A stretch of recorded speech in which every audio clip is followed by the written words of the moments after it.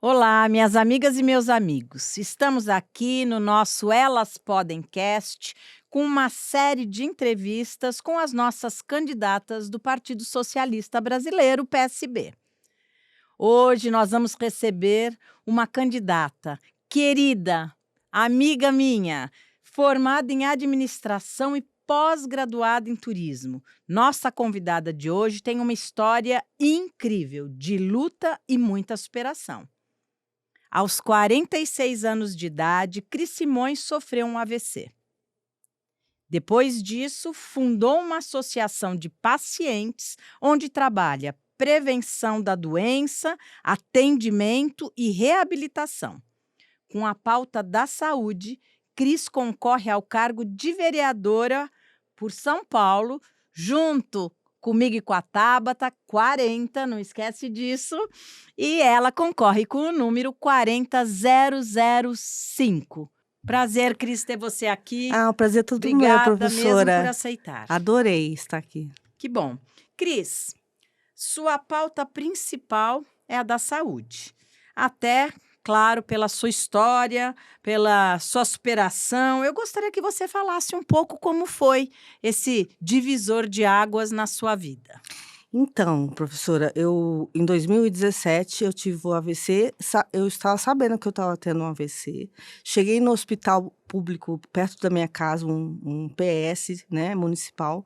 Cheguei lá falando, estou tendo um AVC. E porque eu sabia, porque como eu conheço um pouco de saúde, minha mãe teve, minha avó teve, então eu também tem a genética, então eu já sabia o que estava acontecendo. E aí o médico falou, não, pode ser um AIT, que é tipo um AVC transitório. Senta aí e toma um captopril, que é para baixar a pressão, estava muito alta, para baixar a pressão. E eu fiquei lá por 1 hora, e aí depois que de 1 hora não passou nada, ele falou, pode ser um AVC sim, mas aqui não tem tomografia. Aí minha amiga que estava comigo se desesperou, falou, mas o que faz agora? Tem que levar para um hospital grande. E aí eu falei, voltei para casa para pensar como eu podia me salvar, né? Porque eu estava sem emprego na época, eu falei assim, eu não tinha plano de saúde, falei, como que eu faço? Aí eu pensei, eu preciso ligar no SAMU. Aí liguei no SAMU, em 10 minutos o SAMU chegou. Aí me levou para Santa Casa, em São Paulo, e me enfiaram lá dentro. Aí, assim, só que demorou horas para fazer a tomografia, demorou horas para fazer aquele do neuromodulação, né? Tá. Demorou muito tempo. E eu perdi as janelas de oportunidade de tomar um medicamento que não me deixaria tão sequelada. E aí eu já saí de lá com muita sequela, eu não tinha nem controle de tronco, eu saí da cadeira de rodas. Hoje eu ando um pouco, mas eu me tornei uma pessoa com deficiência, então eu sou uma pessoa com deficiência. E aí, como eu trabalhei muito na indústria farmacêutica, os médicos falavam, quando a gente eu fazia eventos médicos, eu levava médicos para fora para congressos médicos e contatos com o doutor Drauzio, etc. Então eu tinha um pouco de conhecimento no assunto. Então, na época, a gente, quando fazia um evento da indústria, a gente fazia com a sociedade médica e com a associação de pacientes. Só que eu fui procurar a associação de pacientes para AVC e só tinha 3, uma em Cuiabá, uma em Minas e uma em Alagoas. Falei, gente, como que pode São Paulo não ter uma sociedade de AVC? Aí fui atrás dessas pessoas, e aí elas começaram a me passar números alarmantes. Então, por exemplo, em 2016, quando eu tive AVC, era 1 em cada 6 pessoas teriam um AVC ao longo da vida. Hoje é 1 em cada 4 pessoas vai ter um AVC ao longo da vida. Naquela época eu já fiquei muito assustada, porque eu montei um canal no YouTube e, na realidade, eu queria gravar um diário, sabe? Queria conversar à noite, que eu não dormia direito à noite, queria fazer um diário. E aí comecei a ficar assustada com a quantidade de mulheres tendo AVC. E mulheres jovens, 30 anos, por causa do anticoncepcional. Aí aquilo começou a mexer comigo de uma maneira que eu falei assim, eu preciso fazer alguma coisa sobre isso.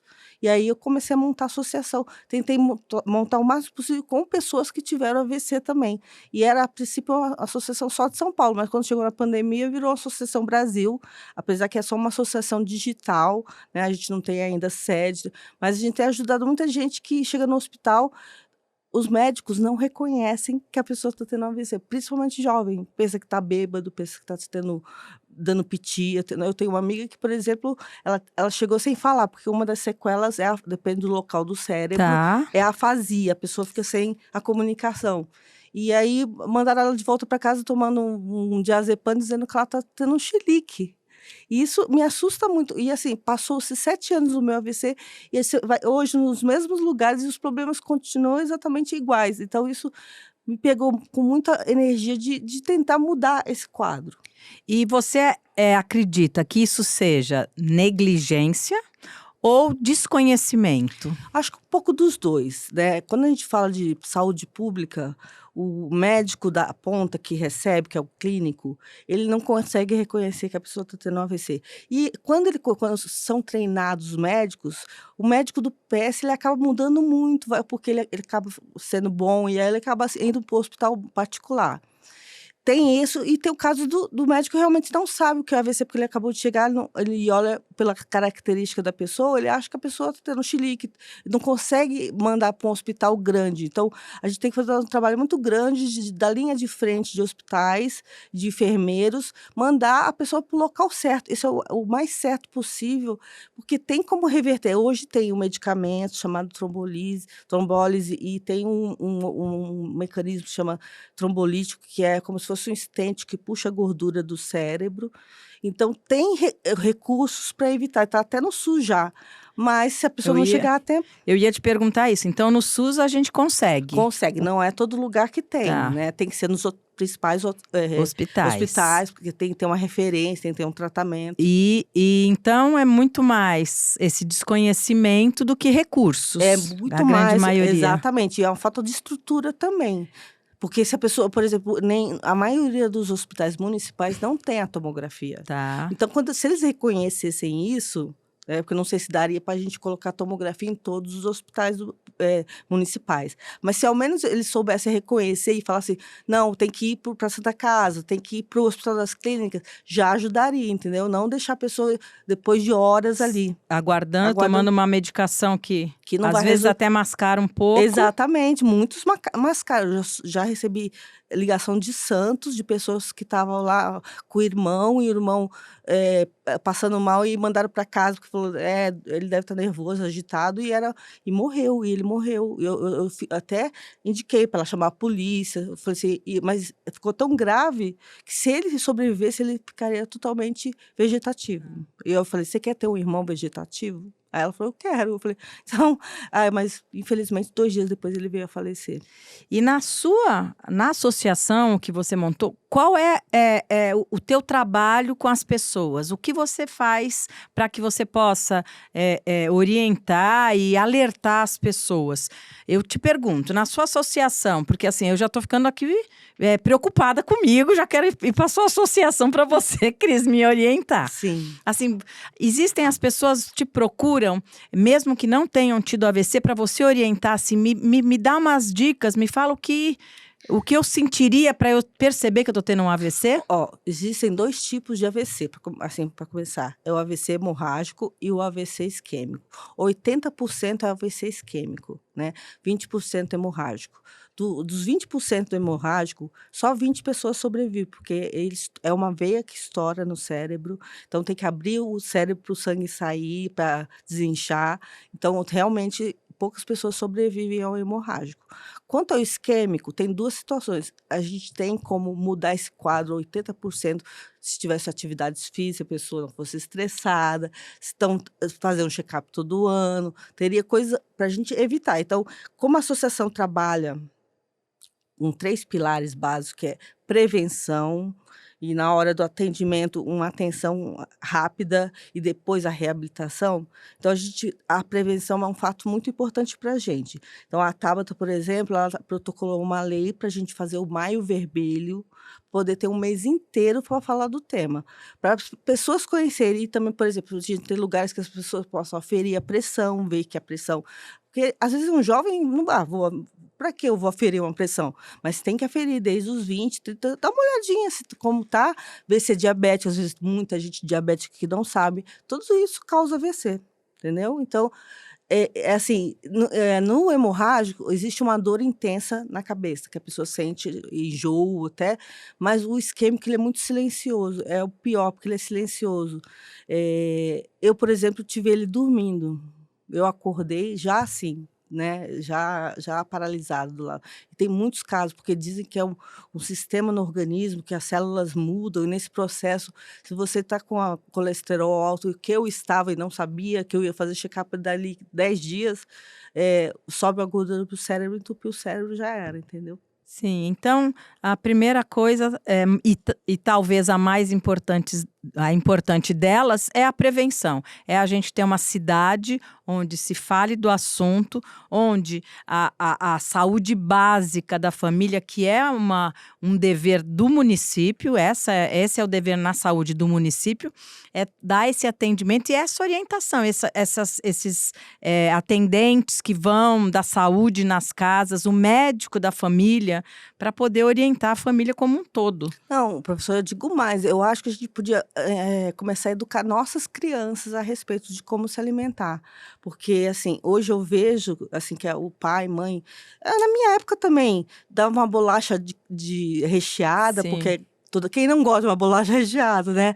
Só que aquilo é gordura pura. Então, assim, você está criando uma criança obesa com problema já que vai se acumular no futuro, entendeu? Então, a gente tem aquele lema, desembale, descasque mais e desembrulhe menos, entendeu? Isso mesmo. Então, é uma educação para a criança, já olha, e que ele possa também identificar o avô, que possa estar tendo um AVC, porque ele fica com o avô em casa. Tipo, na escola, a gente já conseguiria fazer um trabalho também. Eu acredito muito no trabalho nas escolas, de educação, e essa educação primária que você vai com os pequenos, onde eles estão em Exatamente. formação, porque depois quando você quiser chegar numa menina de 15 anos e Já falar, não não coma come isso. isso, já não dá mais, né? Porque Exatamente. o paladar dele já é para batata frita, já é para o saquinho, para o pacotinho. Ou pro álcool também, né? O álcool, Cada drogas vez aí. mais álcool, mais cedo a gente tem Exatamente. visto. Cris, e aí, qual é a maior falha do poder público? No seu caso, a gente vai falar especificamente do AVC. Qual é a maior falha? Eu acho que é a negligência. A negligência, assim, eu já tive contato com o Ministério da Saúde, junto com a presidente do Congresso de Neurologia de AVC, especificamente. Parece que o Estado está criando um grupo para resolver isso também, o governo do Tarcísio, mas, assim, eu acho que no caso municipal seria muito melhor se a gente tivesse, assim, por exemplo, eu estou fazendo já isso, começando a fazer esse ano, um letramento para enfermeiros e técnicos de enfermagem, porque são essas pessoas que na realidade Que nos chegam primeiro, recebem. a recepção, essas pessoas todas podem reconhecer, é um AVC, vamos socorrer, aqui não dá para socorrer, chama um SAMU aí, sabe? Eu acho, e o SAMU, e orientar muito o pessoal do SAMU, porque também tem SAMU que não pega a pessoa porque acha que ela está drogada, né? Não, daqui a pouco passa, isso não é caso de urgência, não. E minutos contam para os neurônios se queimarem no cérebro.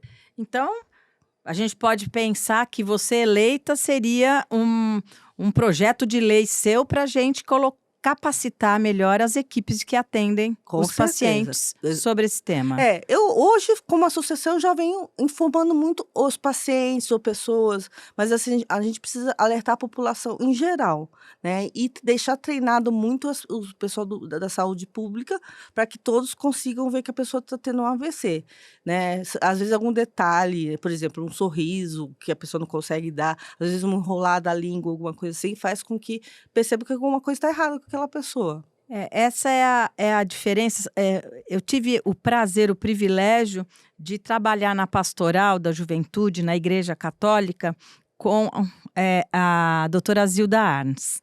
E ela me ensinou, desde muito jovem, ela falou uma coisa que me toca até hoje. É claro que todas as entidades e o trabalho que a gente fazia na pastoral, inclusive a gente fazendo o sachê da mistura de alimento que salvou tantas, e hoje ainda é necessário salvar essas crianças da desnutrição, mas essa é a diferença da gente fazer através de uma entidade, de uma ONG, e a gente ter a caneta na mão para transformar aquilo que a gente faz cuidando de, sei lá, 500, 600, 1000 pessoas, que é importante. A gente, com uma caneta na mão, você transforma isso em milhares de atendimentos e milhares de oportunidades para que a pessoa viva melhor. Exatamente, exatamente. Aí, a gente já está encerrando aqui, mas eu vou querer que as pessoas que estão nos assistindo conheçam um pouquinho melhor a Cris.